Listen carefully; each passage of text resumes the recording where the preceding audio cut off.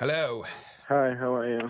Thank God I'm So, doing good. I have a question. Yes. I'm asking on behalf of my wife, who Okay. is recovering from an eating disorder. Okay. And there's two parts. One is she's been going to a lot of therapy, and she wants to know when is there too much therapy? When is therapy too much? And the second one is just in general how to connect more to one's body. Okay. So the question of like when is therapy too much or too much of it, or when are you doing it too much? It's a really hard question to answer, especially not knowing all the details. But even if I knew the details, I'm not sure I feel qualified to make a judgment call like that. But what I can say is this: I don't know if it's really a question of quantity, like too much, too little, as much as it is a question of quality, getting the right kind. So when you have the right kind of therapy that's really supporting you and giving you clarity, then even a little bit of it can be extremely effective. And when you need more of it, even a lot isn't too much. But if it's not really the right thing, and then you just try to make up for a lack of quality by overdoing the quantity, sometimes that becomes a unique type of burnout, therapeutic burnout.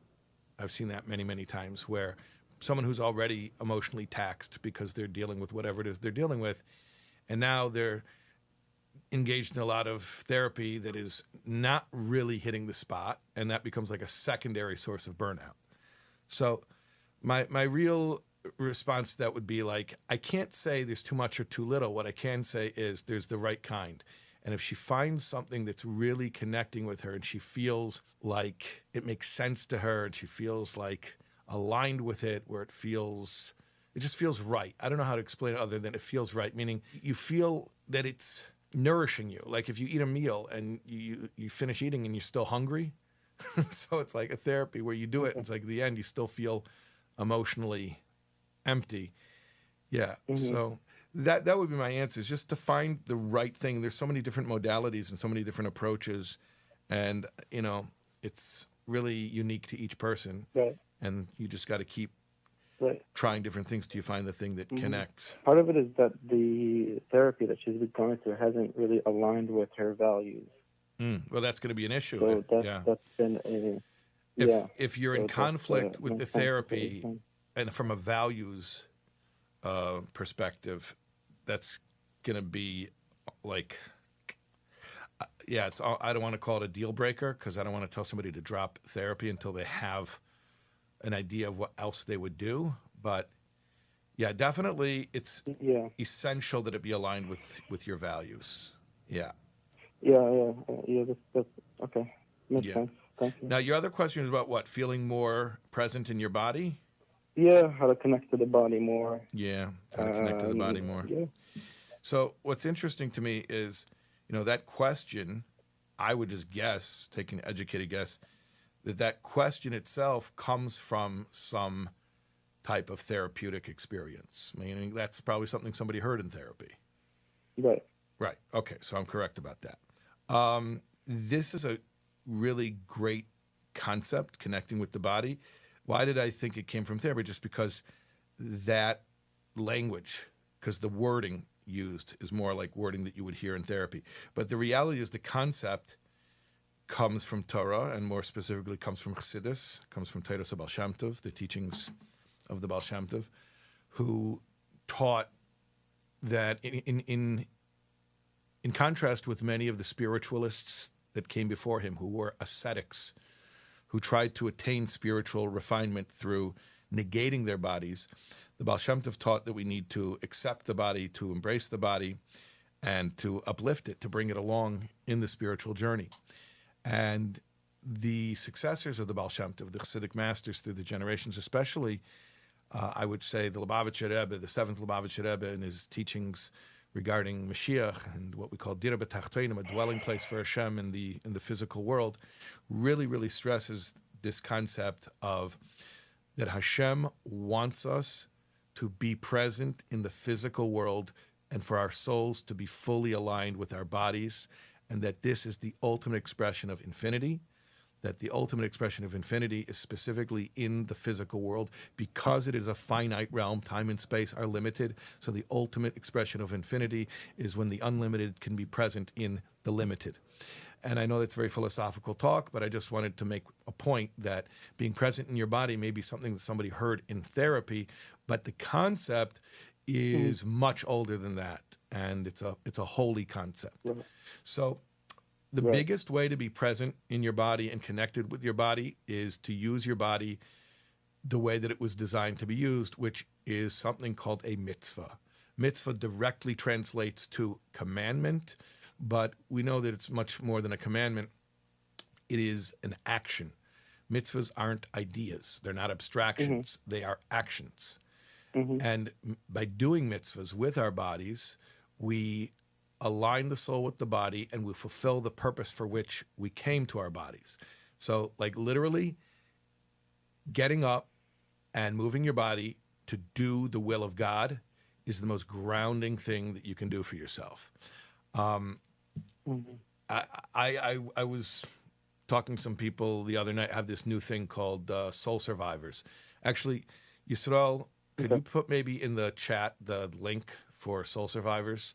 It's this new group I have, monthly thing called Soul Survivors, SOUL Survivors, for like highly sensitive people and stuff. And we're talking about one of the things we can do to feel more connected to the body. I said that when you give charity, that it's good to do it as a repeated action, to do it at least on a daily basis. And like, hold on a second. Let me just grab this here. So I have on my wall, you can't see it because it's out of the camera shot, but I have on my wall the this pushka, this charity box. It's actually on my wall to turn the whole room into a charity box by extension. And like literally the physical act of reaching in your pocket, pulling out the money and putting it in is therapeutic. It's healing. It's somatic healing. So that's why, like, before we pray, we give charity. And before we study Torah, we give charity.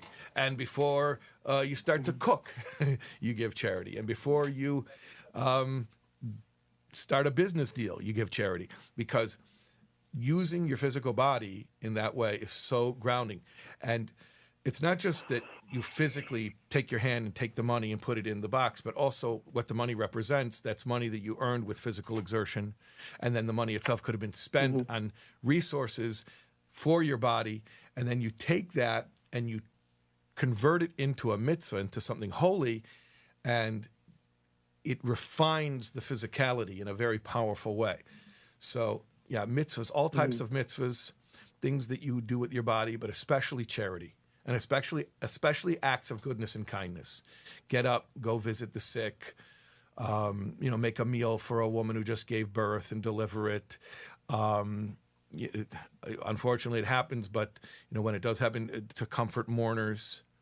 I lost my father a couple of months ago, and I was sitting Shiva. I was in the 7 days of mourning, and the fact that people physically showed up. Yeah, and but you want to know something? It was very comforting how many people showed up. They came to the home, and it was an amazing thing. It's like, just call, just send a text. That's how we all do things nowadays. And yet people physically showed up. And that's what a mitzvah is. It's physically showing up. I had a friend who told me once, and I never forgot it. He said, you could fake caring, but you cannot fake showing up. Like either you did or you didn't. But I think that's the problem. Go on. That's it. There's a lot of demand to do things, but you can do it and be disassociated from the act. I think maybe more specifically the question is. But that's okay. Okay. So let me explain to you why that's okay. Okay. It doesn't have to be so mindful. Bring your body and bring your body and bring it again and bring it again. Eventually, the mind and heart will be able to show up for it. The most powerful thing is to physically show up. See, if we do the reverse, where we try to get ourselves to be mentally and emotionally congruent with the act before we do the act, we're often waiting a long time, or maybe even waiting forever. It never happens. Right. But if you can just bring the body's so powerful, it will draw the mind and heart after it. So it feels like being a hypocrite. You're doing it in a perfunctory way. I don't really want to be here. I'm forcing myself. It's okay. But you're doing it. You're really doing it. And it has such power, and it's so healing. It is so healing. You want to know something? So I told you I lost my father, so I'm in the year of mourning, so we don't attend festive occasions during this year. So I'm off the hook as far as going to weddings. But I want to tell you something. I learned only in the past few years how important it was for me to go to weddings. It's a mitzvah, actually, to celebrate with the bride and groom. And I avoided it because I don't like crowds, and I don't like leaving the house if I don't have to. And I don't like loud noises, and there's always music, and it's loud. And I don't like social interactions, and you go to a wedding, you're going to have 100 different social interactions. But I realized that showing up at people's simchas, at their happy occasions, like, it means so much. And I had to sort of realize that it's not so important for me to be emotionally and intellectually congruent with this. It's important for me to be physically congruent by showing up. And by showing up, I want to tell you something. Since I started doing this just really in the past few years, it changed me. I have come to appreciate it more. And I don't think I would have come to appreciate it if I hadn't just forced myself to start. Okay. Makes sense. What are some ways to get out of the mind and get into the body, just doing? Doing something for others, because that really gets you out of your head. Showing up for others. And it could be your own children, but doing something for someone else is the best way. Like, when we get deep into that spiral, into that rumination, and we need to just break it, show up and do something for somebody. Okay. Yeah. Sounds good. Thank you. Okay, awesome. Much success to you and to your wife. Thanks for calling in. Hey, this is Shais Taub. You were just watching a clip from this class. If you want to get the full context, the full class that this clip that you just watched was from, you watch right here. Click right here. Here.